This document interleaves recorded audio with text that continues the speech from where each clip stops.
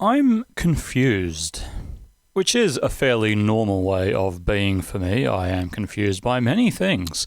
Right now, however, I am mostly confused by the Australian government and its handling of the pandemic, which most people would, I think, characterise as being at least a bit bullshit. We've actually been immensely lucky in Australia as far as the corona problem goes, in that we have only a relative handful of casualties, a bit over 30,000 cases and a bit over 900 deaths, almost all of which were in Victoria during the flare-up in the second half of 2020. We've been lucky that that was, relatively speaking, a fluke, and rather than the normal state of things, and insofar as we've generally done well through the pandemic, it's been down to our state leaders rather than our federal ones. Australia is currently overseen by the Liberal National Coalition, which translates to borderline criminal negligence, incompetence and cronyism. And in this case, that's manifested as a complete cock-up when it comes to delivering the corona vaccine. Or vaccines plural, since our glorious leaders have decided we should mostly go with the AstraZeneca vaccine because we could mostly produce it here. We'll leave aside the fact that health authorities actually recommended the Pfizer vaccine as being more effective and free from the blood clotting issue Astra was having, and I'll come back to that in due course. Anyway, then Europe intervened. When COVID flare-ups started happening again, the European Union cancelled a bunch of export orders, and Astra couldn't provide enough vaccines for us either. And locally, CSL haven't exactly kept up with demand so far. The vaccine rollout began in February. We were supposed to have 4 million doses delivered by the end of March. We actually had about 500,000. As of halfway through June, we have a bit under 2 million, and the government has since refused to set a target of any sort since then. And the most they'll say is that by the end of 2021, everyone in the country should have been able to access at least one dose of the vaccine. This is kind of like when they introduced a new bus service in my area many years ago and wouldn't give us a proper timetable for it, so you couldn't accuse it of not running to schedule. They've recently announced that they're raising the minimum age for the Astra vaccine to 60. In practical terms, this means a lot fewer people are now going to qualify for Astra, and a lot more people, something like 1 to 2 million, are going to need Pfizer instead. Indeed, they're actually hoping this will drive up vaccination numbers and that people over 50 who are hesitant about getting the Astra vaccine because of its issues will be more keen about getting the Pfizer one instead. You know, the Pfizer vaccine they've largely failed to deliver all this time because they've been relying more on AstraZeneca. And the same Pfizer vaccine that the government's own vaccine eligibility checker recommends for me. This is a handy tool that the Department of Health has for letting you know if you qualify for the vaccine and where you can get it if you do. Being as I am over 40, I now automatically qualify for the Pfizer one. It's the where to go for it that's the issue. And that's why I haven't got my shots yet. 'Cause I'm disabled, and that means getting to and from places is generally neither easy nor cheap for me. Let's look at the map on which I've marked approximately where I live for comparison. This is what they consider the nearest ones to me, which geographically, yeah, but in practical terms, St George Hospital in Kogarah on the far side of Botany Bay, Royal Prince Alfred in Camperdown, and St Vincent's in Darlinghurst. Now, the latter would actually be okay. Prince of Wales at Randwick is much closer and is also my regular hospital when I've needed one, but it's also conspicuous by its absence from the Pfizer map. Apparently they'll test you for COVID as much as you need, but immunising you from it is another matter. So, failing that, St Vincent's would be okay, but St Vincent's also wasn't on the map either for several weeks. I know that because I kept checking the thing every few days and RPA kept being the nearest one. Finally, St Vincent's came online, but I couldn't actually make a booking as such. I could register an expression of interest, and they'd get back to me when an appointment was available. That was a month ago, and I've heard nothing. On the other hand, my local medical centre that's 5 minutes away by bus, and therefore really easy for me to get to, was advertising the Astra shot being available, and I don't know if they would give me it, because apart from the age consideration, I do have another thing against me, that being a recent history of blood clots apart from my history of stroke, which has been noted in a few cases of the Astra vaccine. The first blood clot I had back in 2018 was so big that when it was removed, the doctors working on me had never seen anything like it before. They showed me a photo they took of it, and it was in fact kind of awesome as well as repulsive, but that's not the point.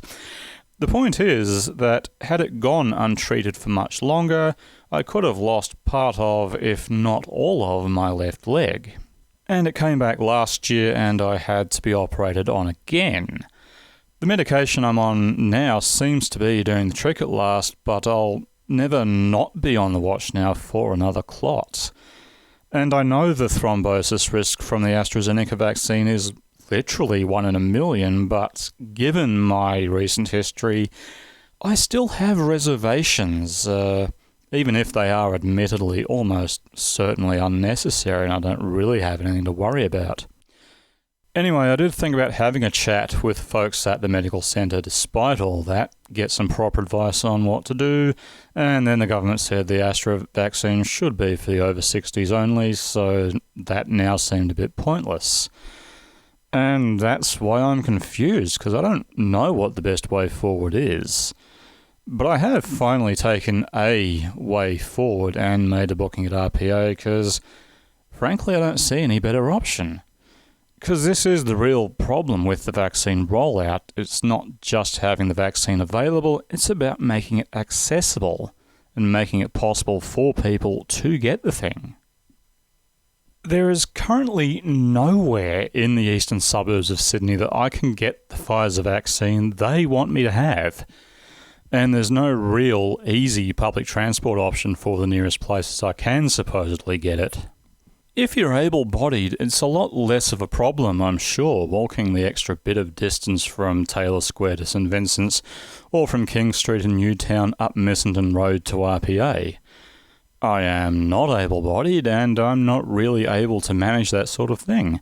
I basically need to rely on taxis to get me to and from places like this, and I'd be looking at a $40 ride each way to RPA and back.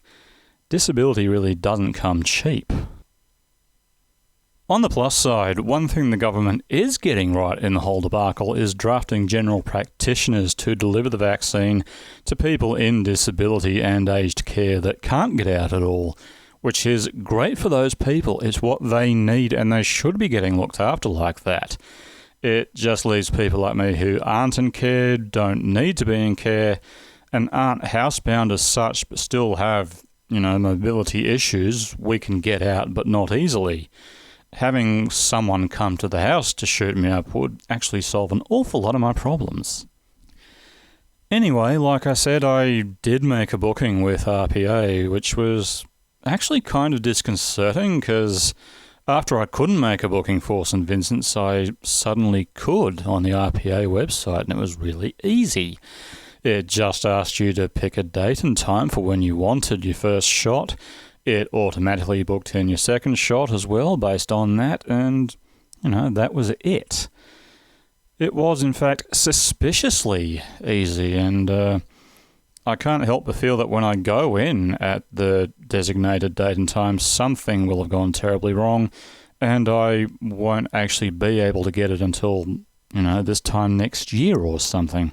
Because that's the sort of thing that would happen to me, not to mention the sort of thing that would happen with this government managing this vaccine rollout. Because what we've learned is that Pfizer really wanted Australia to lead the way in vaccination with its help.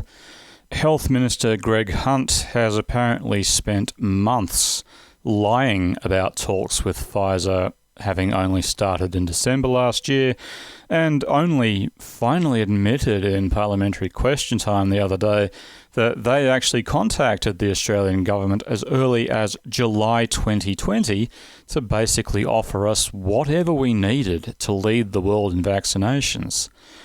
And our government, being our government, said no. Supposedly they begged off claiming medical advice, but that advice wasn't available at that time because the vaccines were still being worked on. The fact that the less effective AstraZeneca vaccine was cheaper to produce had nothing to do with it, of course. Pfizer supposedly offered us 40 million doses by January of this year. The government said, no thanks.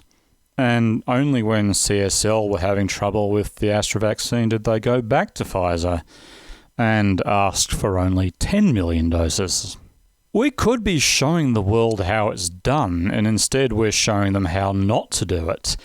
Because fundamentally, our government is a pack of cowards. Australia has always been scared of being a world leader, but what really scares the present mob is having to spend money, even when it would be a material benefit to the country. Unless, of course, you're a certain family of Tamil refugees, in which case they'll happily spend hundreds of millions of dollars making an example of you. Incompetent, negligent, cowardly, and cruel. Unfortunately, that's an area in which Australia is happy to be a world leader. And because I am slow moving, it's taken me a few days to get around to actually making this after writing the script.